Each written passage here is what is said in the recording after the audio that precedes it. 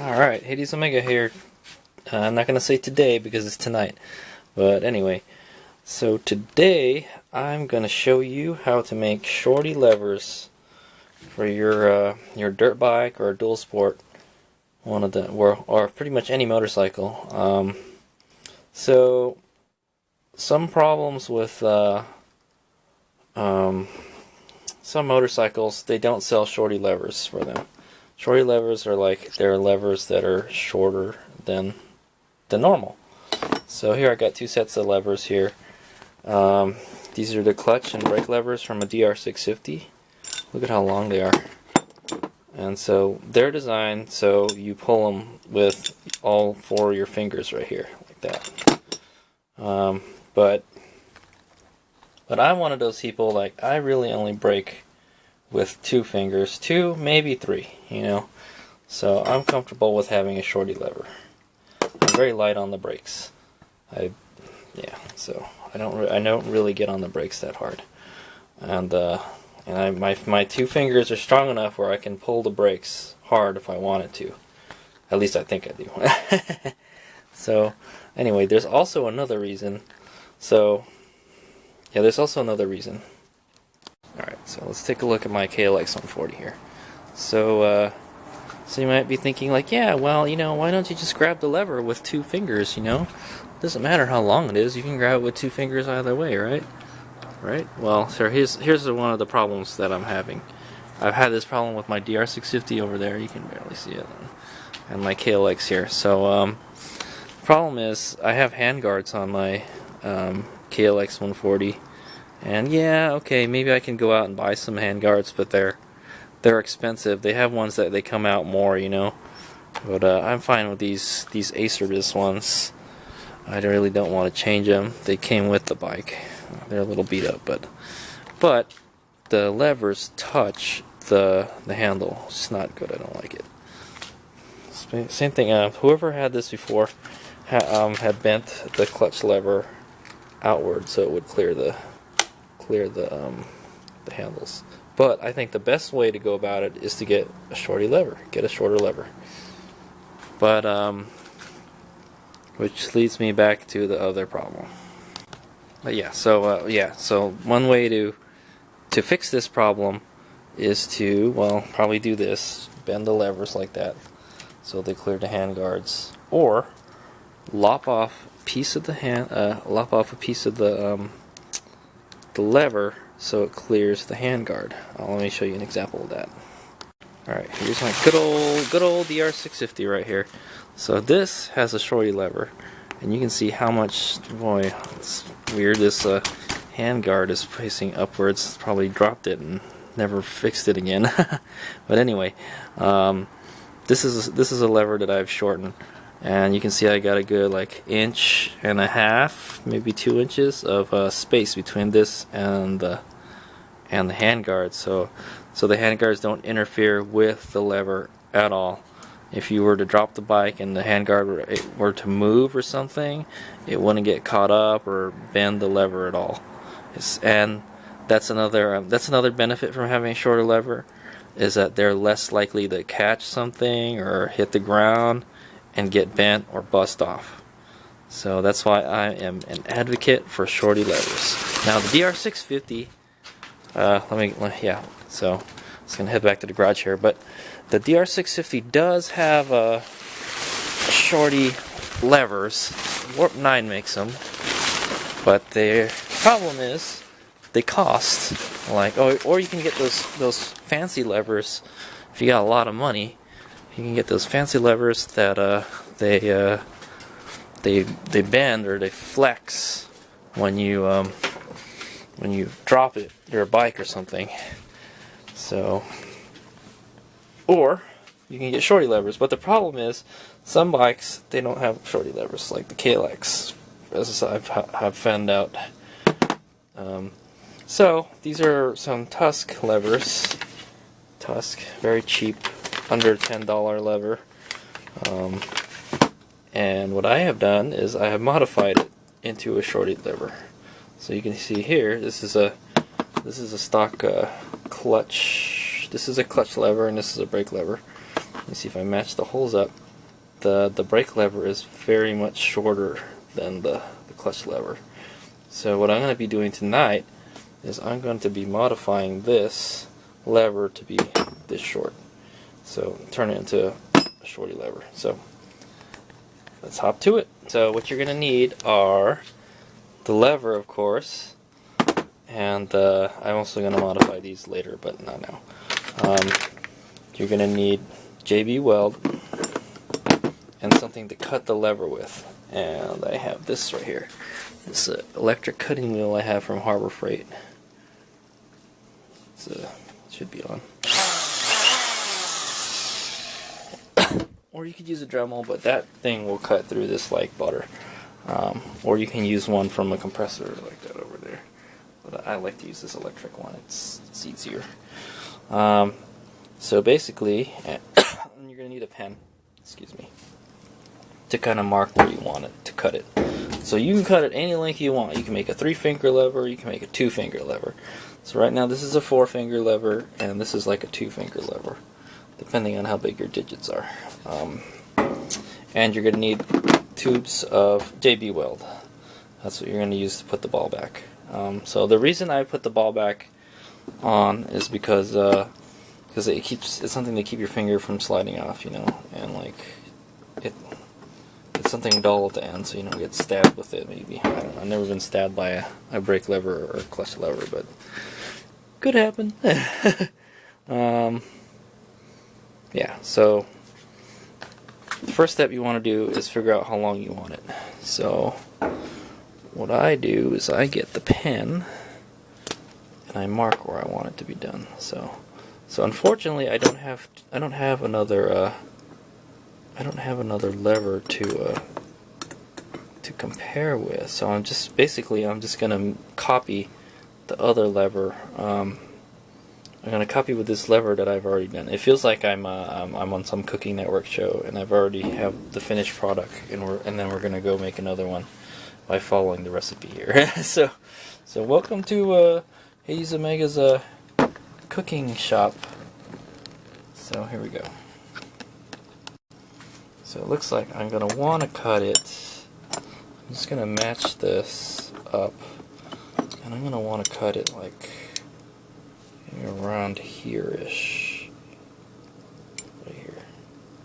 It's good. It doesn't have to be perfect, but close. As long as it clears the handguards. Like maybe your clutch is harder to pull than your brake, you know, and maybe you do want that extra leverage. So I'm kind of like that, you know. I don't pull the brakes hard, but sometimes maybe I want. So there we go. So that's where we're going to cut it. You could just cut the ball off now too. Also, I forgot to mention, you should have like some kind of die grinder or Dremel, because we're going to need to do some shaping of the metal, and like a bench grinder helps too. So those are the tools that I use. So a vise is very handy to have too. Yeah, you kind of have to have a vise. Alright, so I got it mounted on the vise here. Yes, whenever you're cutting anything, make sure you're wearing safety glasses like this, so you don't hurt your eyeballs. Just make sure it's done. It doesn't have to be too tight, just tight enough to hold it so you can cut it. Let me see, let me get the... Alright, here we go.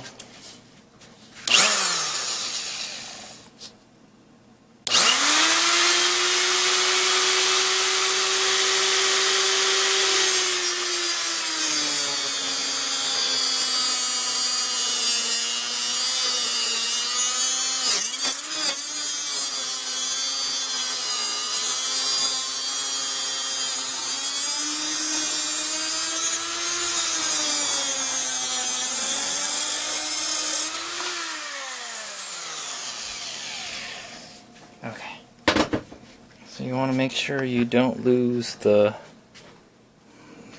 part that you just cut off, which I just did. I don't know where it is. I'll have to go find it. But so there's the cut. I didn't cut it very straight, but that's what we have the grinder for. Doesn't have to be perfect. Alright, so I found the other end right here. And be careful when you pick it up. Make sure you wear gloves because it'll be hot. So just go ahead and set that aside for now. We'll get back to that. So we're going to get a lever here, and I'm going to clean it up a little bit. I'll show you what it looks like when I'm done. So I cut it pretty crooked, but it's okay. Even it out.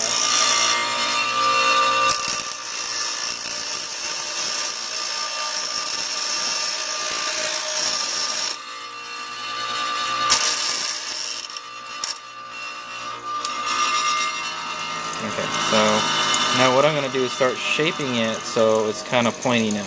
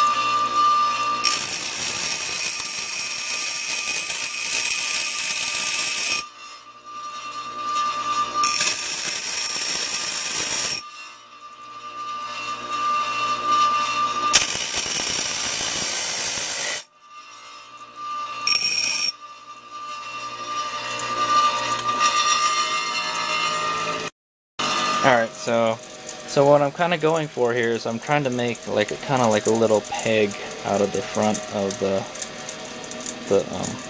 tip of the lever here. So just gonna go put the camera down and shape it a little better. So basically what I'm gonna do is I'm gonna kind of like make a 90-degree peg in there. Okay, so this is the end product. Maybe could use a little more grinding later, but see how I got this square peg on there. I kind of nicked up the lever a bit. It's not the prettiest looking lever, but it's okay. Okay, so now what we're gonna do is I'm just gonna cut this extra section here and just take the ball off. Okay, so there's the ball. It's in the vise, and then basically I'm just gonna lop off this extra section here. Alright, there it is. I got my ball. Yeah, so I'm going to round these edges off a little bit here. And then what I'm going to do is I'm going to cut a groove into here. You can probably use a drill press too if you can get it on there really good, but I just use a Dremel and I kind of grind it out. So it fits into this peg right here. Okay, so here's what I got so far. So it's like just a little hole that I've grinded in there, but it's still not enough. So as you go along, you just want to just see if you can get them both to fit, you know. And this one kind of fits, kind of needs to go in there a little more. Yeah, so that's kind of how it would look, but I wanted to get it a little closer to each other, so just start making the peg smaller or making the hole bigger to get it closer and closer, how you want it. And ultimately, in the end, the JB weld is going to fill it in. So basically, the peg just holds the ball in there better. Okay, so there we go. I got it pretty much how I wanted. I think I made the hole a little too big and the peg a little too small, but it's okay. And I found out like there's a little shelf to put stuff on when you grind on the bench grinder. It had been digging into this. That's why it's all yucky now, but yeah, it's okay. I could probably fill it in with JB Weld or something, or polish it off. But yeah, so that's the way it's going to look when I JB Weld. It's a little loose, but the JB Weld should hold it in place. So there we go. So what you want to do is set your lever onto the vise as vertical as possible. Okay, there's that. Put your ball somewhere safe. Get your JB weld and mix some of it. Alright, so what I like to do is I just get like a piece of cardboard and I'll put the JB weld on there. Just squirt two I've done it. Turn the compressor on and I didn't even use it. Okay, so squirt like two like equal size globs of stuff. There's like some white stuff and some black stuff, and they should combine to make some gray stuff. That is JB weld. Okay. Probably don't need too much. And I always like to mix it with a toothpick. Just mix them until they're gray. Pretty good. I just kind of feel like we're baking a cake right now. Alright. So I'm going to go ahead and put it on, probably put it on the ball.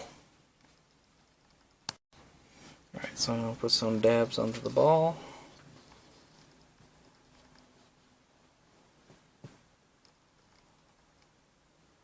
So kind of just fill up. You just want to fill up the hole you made.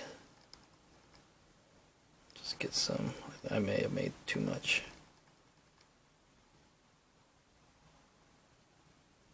Okay. And that'll kind of hold it in place. Let's take. So remember which side is the back side. Doesn't really matter, but.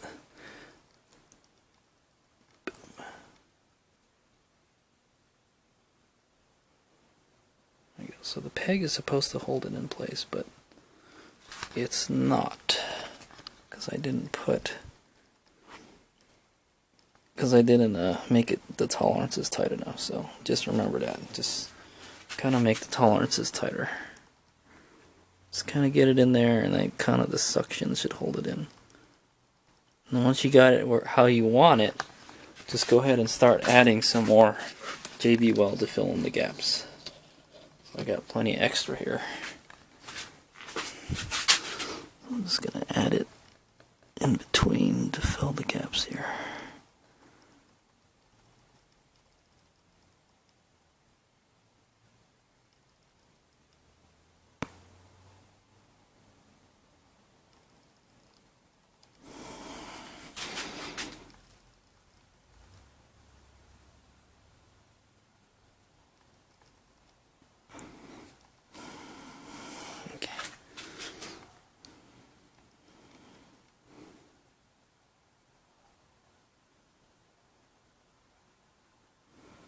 Okay,